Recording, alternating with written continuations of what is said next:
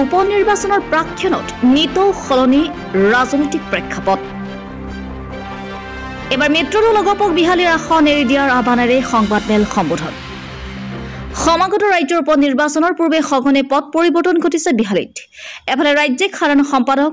প্ৰাক্তন বিধায়ক তথা সাংসদ পল্লৱলোচন দাস আৰু আনফালে বিজেপি নেতা জয়ন্ত বৰাই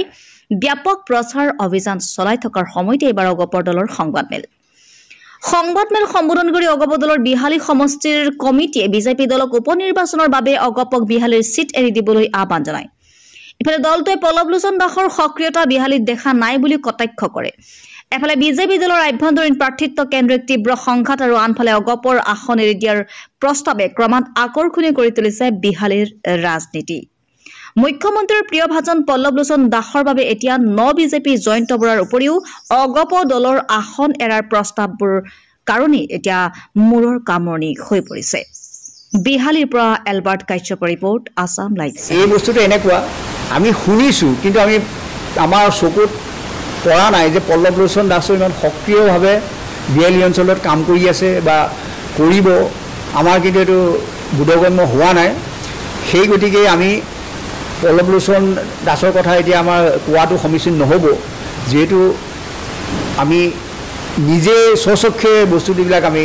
দেখা নাই বিজেপি দলৰ ভিতৰৰ কথাখিনি লৈ আমি আলোচনা নকৰোঁ কাৰণ কথা হ'ল কি বিজেপি দলৰ ভিতৰৰ কথাখিনি তেওঁলোকে নিজাববীয়াকৈ সিদ্ধান্ত ল'ব তাত আমাৰ ক'বলগীয়া কথা তেনেকৈ নাথাকে আমি খালি এইটো ক'ম যে বস্তুটো এইবাৰ বিহালী সমষ্টিটো এই উপনিৰ্বাচনটোত আমাৰ প্ৰাৰ্থীক যাতে অগ্ৰাধিকাৰ দিয়ে আমি এইটোহে ডিমাণ্ড কৰিম নীতি আদৰ্শ আৰু সিদ্ধান্ত সম্পূৰ্ণ নতশিৰে মানি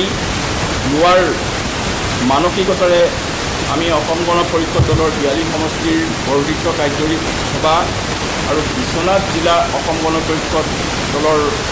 কমিটিয়ে লোৱা সিদ্ধান্ত অনুযায়ী ইতিমধ্যে দলৰ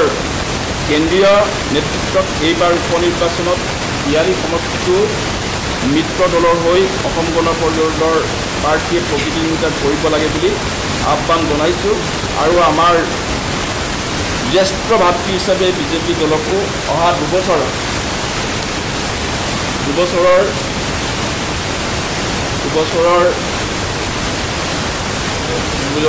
বাবে বিহালী সমষ্টিটো অসম গণ পৰিষদ দলক এৰি দি